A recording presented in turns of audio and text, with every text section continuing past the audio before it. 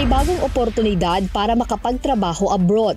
Ito ang maaaring abangan ng mga naghahanap ng trabaho sa susunod na buwan.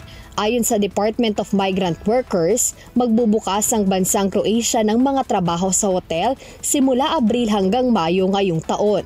Ayon kay DMW Undersecretary P.Y. Kaunan, pagkakataon ito sa mga Pinoy worker na umuwi galing Lebanon at Israel na makapagtrabaho muli sa ibang bansa.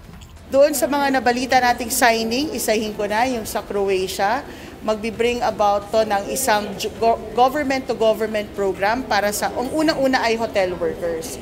Ang unang pasabi sa amin ay around 3,500 ang pangunang job order through the government-to-government program na no placement fee. Dagdag pa ni Yusek Kaunan, para sa mga nagbabalak mag-apply, kagandahan ngayon na hindi kailangan ng language training.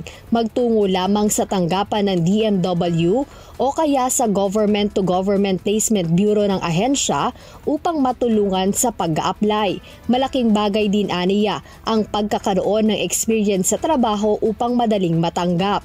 Aabot sa 1,000 euros o katumbas ng halos 62,000 pesos pataas ang sweldo ng hotel workers sa Croatia, partikular na ang housekeepers, cleaners at iba pa.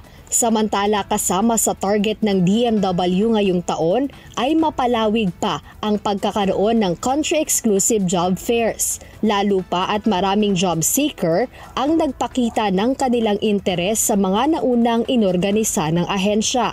Papunta na rin kami doon sa paggagawa ng mga country-exclusive job fairs. Nauna kami with Japan at ginawa namin yung sa Hungary na nagkaroon ng halos 3,000 na participants.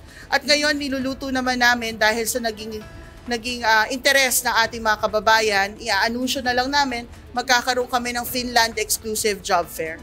Patuloy ang pagpapalakas ng Department of Migrant Workers sa bilateral labor relations sa ibang bansa upang makapagbukas ng iba't ibang oportunidad sa mga Pilipinong naghahangad magtrabaho abroad.